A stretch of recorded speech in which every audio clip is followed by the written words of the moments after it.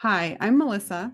I'm an intuitive coach and mentor, And I'm Louisa. I'm an awakening coach and energy healer. and we're your spiritual besties. We're just everyday women having an extraordinary human experience. You see, we've both been led down the path of amazing discoveries through the power of spirituality. So, we're here to share our experiences as we dive deep into all things sacred. Our hope is that we can contribute to the collective conversation to help you feel less alone and more confident as you walk the path to becoming more connected with the universe. We'd love for you to join us each week as we share our discoveries and navigate this journey. Okay, so what I'm thinking of is it's this idea of, truly becoming unavailable for any other outcome in your life than this outcome, this vision that you have for yourself in your life,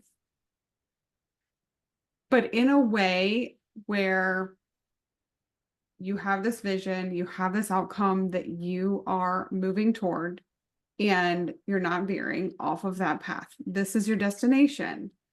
And becoming receptive and open to the possibilities for how to get there. Because I think what happens a lot of times is we create this vision for ourselves, and then we start to try to create the roadmap or the how. And ultimately, what we're talking about, right, is like manifesting this life that you love, manifesting your dream life, or manifesting this outcome for yourself. And when people say, in order to manifest, you create a vision, you visualize this outcome for yourself, and then you have to kind of like let go and let it happen. And it can get very confusing because a lot of people think like, well, that means I don't have to take action, or I just kind of sit back and let it appear in front of me. And we've talked about many times like that's how it works. There's still action required. There's still things that you have to do. It doesn't just like show up in your living room one day, but it does require you to kind of like let go of the how. You will get the how. It will come to you. The things will happen in your life as they need to, as long as you maintain that vision for the outcome and you're not available for any other life path for yourself. Like you're going there, this is where you're going, and you're open, you're receptive to the actions that need to be taken along the way in order to get you there. I feel like this is such a it's a simple concept, but so incredibly difficult to actually do this and embody this and live in this way, Yeah. because we all want to kind of skip to doing the math and figuring out all the numbers and like figuring out each step of the way and creating a roadmap for ourselves. How do I get there?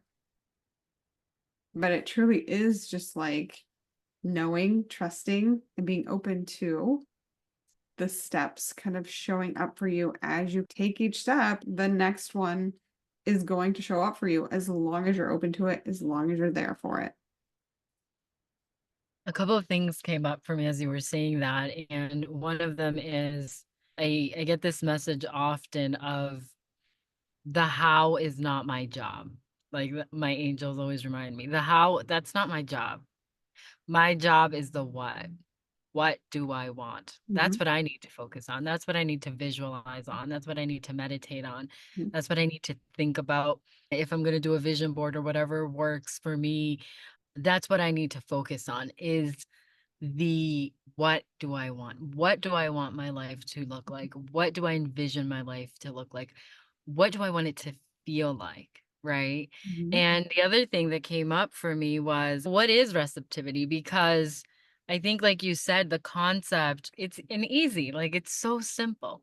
Be open, be receptive to mhm, what comes for you to get you there. Because if we're not supposed to draw out the how, which is I feel like part of the old paradigm. That's mhm, what we were all like taught to do.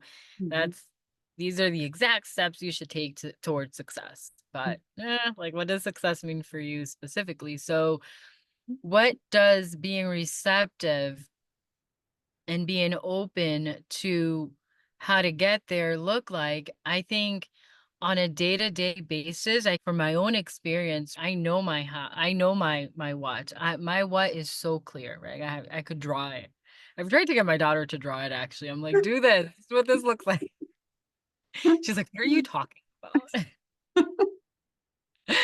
But knowing the what and then trusting the things that come before me are the what I'm supposed to be doing, the actionable steps. That is being receptive. Is like when I get an invitation, for example, to a social event related to a potential opportunity that's leading me to that life that I envision for myself, that is where being open to what's gonna get me there is. Do I wanna go? 99% of the time, I don't actually wanna go. But that's where being receptive to what's being brought before you and trusting that it's gonna get you to that what you want your life to look like.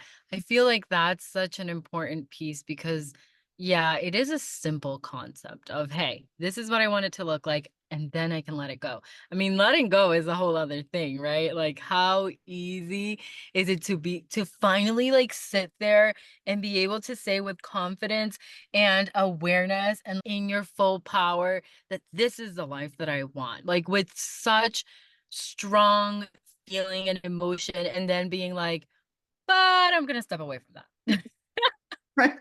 But you know what? I'm just gonna trust that it'll happen and it'll all work out for me. Yeah, like, no, that's That's not easy. That's not easy, but you know something as you were talking, something else that I remember that did really help me shape, and at the time, it was kind of asking for something a little different. Even though it was a letting go ritual, I think I shared it. It was like that moon ritual where I asked for everything that's no longer served me to just be removed from my life.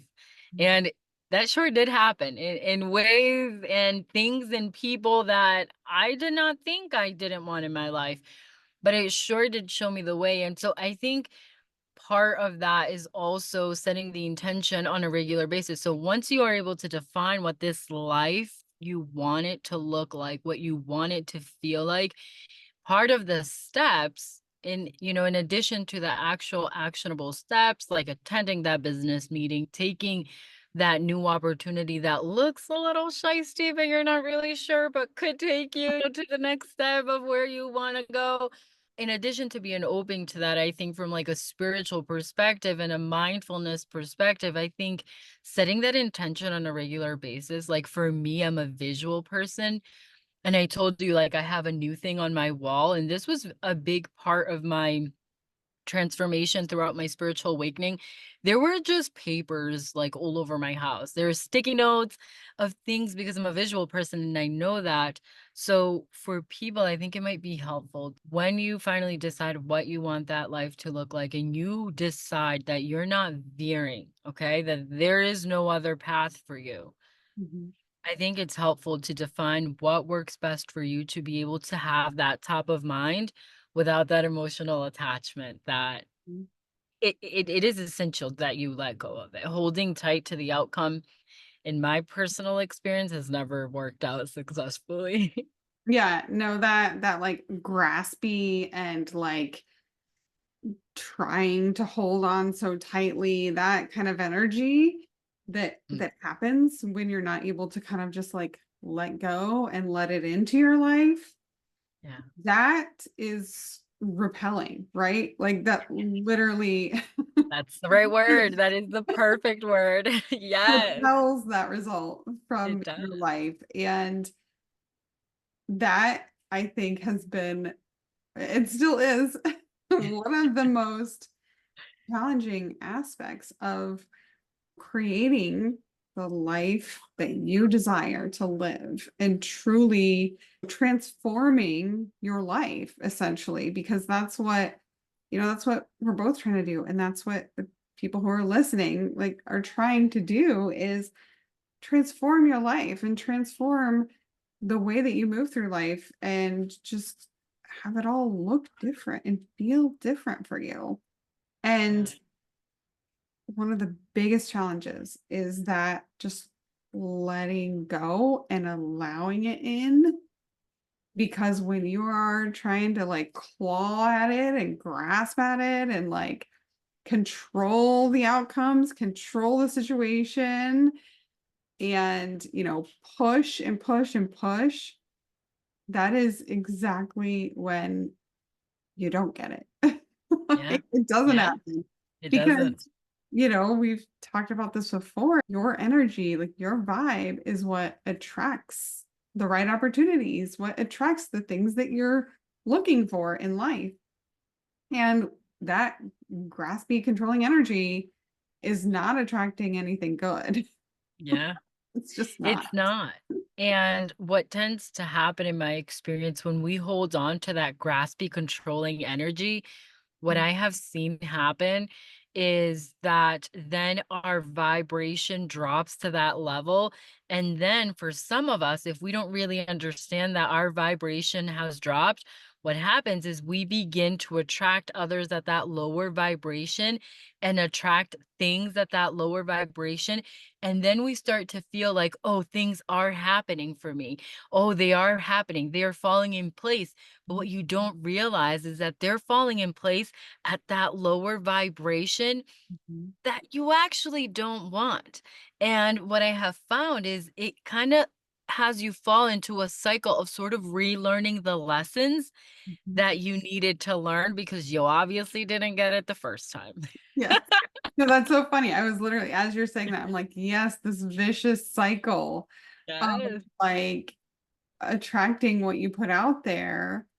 And then it's like, it's this whole idea that you can create change and create success in your life, with this full on, what we call masculine energy of pushing and grabbing and kind of like controlling things as much as possible. You can create success. Like you'll Yeah. pull people in and A lot you of can people. even Yeah. like potentially talk them into buying whatever you're selling, right? Yes. And not to interrupt you, but a lot of people have created wealth this way. Yes. So, yes. Yes, absolutely. We see it all the time. That essentially has been the way that this has been done for years. I mean, that's what we hear the term like in this industry, you hear the term like bro marketing and stuff like that all the time. It's this very like pushy kind of sales tactics and things like that, right? So it does work. But I think what happens for a lot of people is they finally get to this point where they realize they're in this vicious cycle of like constantly having to like grab, grab, grab, pull, pull, pull, push, push, push, and make things happen, get people in the door, make the sales happen. And for most of us, I'm not going to say for all of us, but for most of us, that doesn't feel good. And that isn't something that we really, a place where we want to be. And Yeah. so, like you said, then it's like this whole having to like relearn the lessons of like, sure, yeah, you got some things that you wanted here, but it doesn't really seem like this is really how you wanted it to feel or how you wanted it to be. And you kind of forgot about that. So let's go back and try this again. Yeah. And it's so true. You see it. I see it a lot. And I see it in people. And I'm saying people because it's not just men. I'm saying No. in people Mhm. whose masculine energy dominates or who operate at an ego level. And so what happens is they get into this idea that I just explained where it's like, yeah, I did get it though, but I got it. And when you're in a winner versus loser mentality, you did get it and you did win. You did. You won. By all external accountability, by all external measures, you did win. But when I go to bed in my broke bed and you go to bed in your rich people bed, the feeling's not the same. And what I want to say is like the feeling is not the same, bro. That's how I actually wanna say it, which just brings it back to, that idea of bro marketing that you mentioned, but I do think that it is important for us to acknowledge that, at least in my perspective, is like, in order for us to attain that life that we have created and have identified that we want for ourselves and not veer from that path and not be open to anything else that falls outside of that while still remaining open to how we can create that life. I think that it's important that we remember that balance of energy because we know we attract what we put out. And I think that balance, in order to go to sleep in that rich bed and feel good about it, I Mhm. think we only get there if we are able to exert balance in both our masculine energy and our feminine energy. I think there has to be this beautiful balance of both in order for us to enjoy the path and enjoy it when we get there. Mhm. Yeah, and I absolutely agree. I think that that is where realizing that we still need some structure and we still need some sort of quote unquote rules in the way that we are running our businesses, moving through our lives, whatever that looks like for us.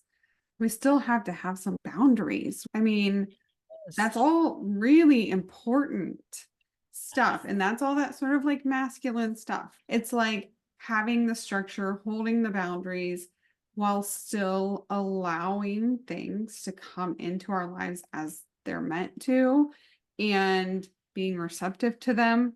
And then the masculine of like taking action when it makes sense and when it feels right, when it's like, yeah, I think that this sounds good. I'm going to try this thing out, right?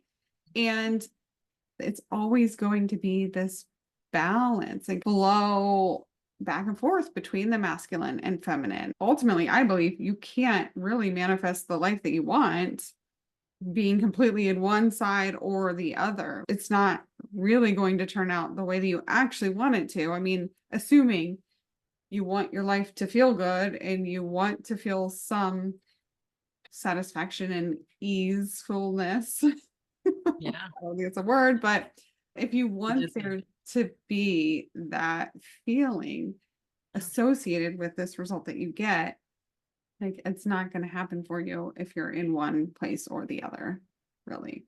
Yeah. I totally agree. And I think that was perfect. So the other thing that I was thinking about is sort of like the how. How do you stay in this place of having some structure, having some boundaries, but also being receptive and allowing things in? And I think one of the biggest breakthroughs I've had in the last like 6 months is I believe that that's part of the role of human design and kind of how it's meant to help us in this space is through providing some like guidelines for us. I mean, you and I have talked about this before. Once you understand your human design and the way you're naturally meant to move through life, you can start to hone in and see, like, oh, yeah, that things do feel better when I kind of do it this way. Or, yeah, I have started seeing progress because I'm actually moving through life in this way. And so I think that that is the structure that can help us kind of like the how of the day to day, because I think all of this that we talk about is very conceptual. It's like, oh, okay, cool. Like have some structure, but then also be open. And like, if you're anything like me, you're saying like, but how? How do I actually do that? Because I don't understand how. And I think what I've realized is that it's understanding and leaning into your human design and the various aspects, because ultimately your strategy and your authority are how you're meant to make decisions and then take action. It's literally a how-to guide. And it is truly meant to be very literal in the day-to-day basis. And the reason my smile was so big when you started talking about it is because earlier I had thought about, I was like, I need to remember to mention human design because that has been such a big component for me. Like, I feel like I walk every day in purpose. I don't know if we mentioned this on camera or off camera in one of our conversations, but for me, it has literally been the fact that my human design essentially gave me permission to have my hand in so many things, knowing that that's what's meant for me because my life is flowing and I have my hand in like 6 things right now. I'm Mhm, a single mom of 2 kids working a full-time corporate mhm, job. mhm, Okay? I mhm, have my hand in like 6 things and I have never, ever, ever felt like I have a clearer path, like ever in my life. And I tell you all the time how you changed my life with human design, because before this, I would have literally been like questioning my existence. Like, why can't I just pick one thing? Why can't I just do one thing? The craziest part of it all is that all 6 of the things that I have flowing right now are flourishing. They are flourishing in ways that Mhm, if I had sat down to do the math, first of all, in time-wise, mhm, and second of all, in like, how am I gonna financially, as a single mom of 2, gonna figure all this shit out? mhm, And all the other hows that we're supposed to sit down and figure out, I would have never put my hand in 5 of the other things. mhm, mhm, But you know what?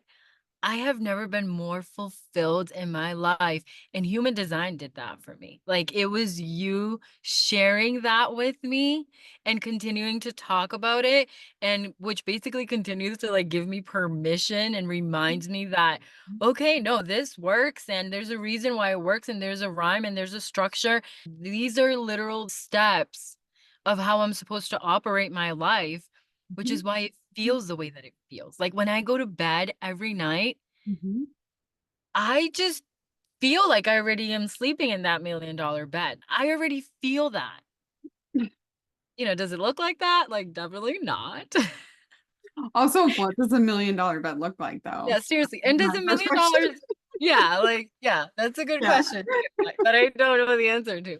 But no, to your point, it is so important because I do feel like structure is necessary. It is absolutely necessary. There are systems. If I didn't have systems for all of the things that I have going on, this wheels would not continue to be greased, right?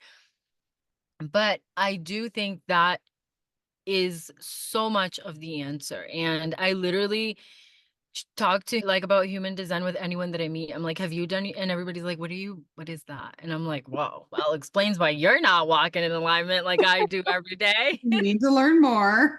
You need to learn more.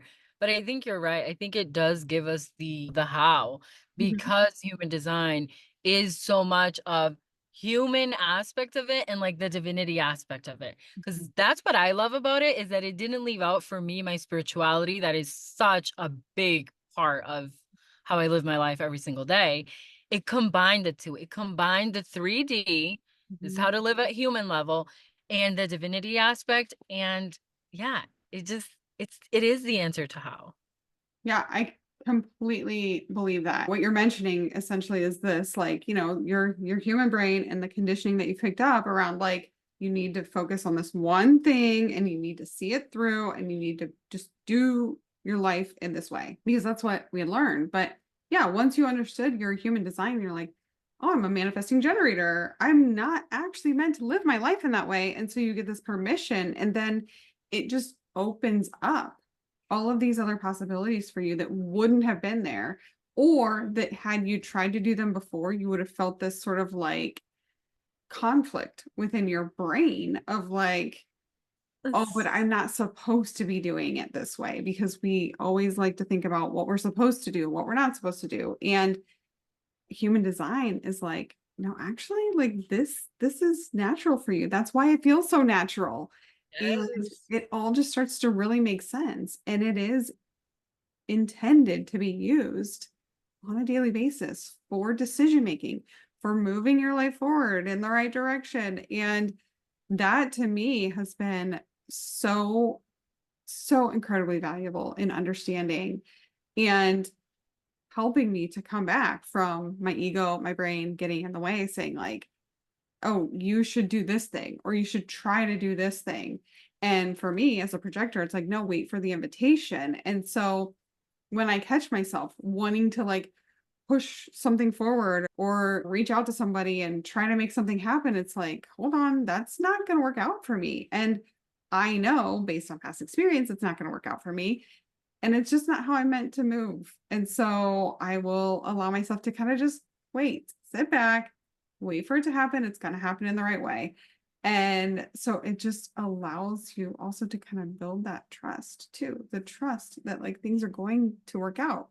The more Yeah. you sort of lean in, move through life that way, you start to see that it really does actually work. And Yeah. now I'm starting to trust that, like, if I just do it this way, things really will turn out the way I want them to. I think that is a huge key in the day to day. How do I do this actually in the 3D world, right? Yeah, and the other part that came up as you were saying that, something that human design also, well, it did for me, I'm gonna say did fully because I was not aware of it at all, is the feeling of when you make a decision, and I don't know what this is called, you probably do, but, like, knowing for me when I'm in alignment is I have the feeling of satisfaction, and, like, I never knew that before, so I never knew when a decision was, like, right or wrong, but now I know when I get the feeling of satisfaction, I'm like, "Okay, cool, that's it, like, Mhm. yeah, let's go full force." What is that called for everyone who's So that is basically like your self theme. So when you're fully in yourself and like moving through life in an aligned way, you will feel the feeling of satisfaction.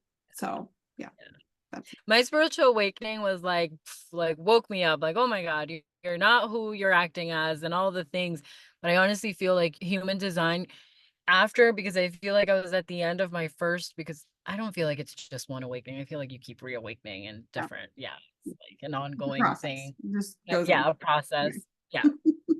But it took me, like, the rest of the mile to build the foundation of who I am, and then, like, now I get to build on that foundation, and I just find that it is the way to operate, like, in the 3D, and I think that spirituality can have this idea of, right, a lot of it is unseen, right? Or all of it is unseen. And people are like, well, yeah, cool, but like I can't see it. But I feel like human design bridges that gap where it's like, this is what it looks like in this 3D world. And for people who are not into spirituality, you don't even need to take that component into it at all, like whatsoever. You don't even need to realize it's a part of it if that's not your thing, but it does give you these 3D real world, everyday, actionable ways for you to be aware of what it feels like to live that what life that you have decided that you want for yourself.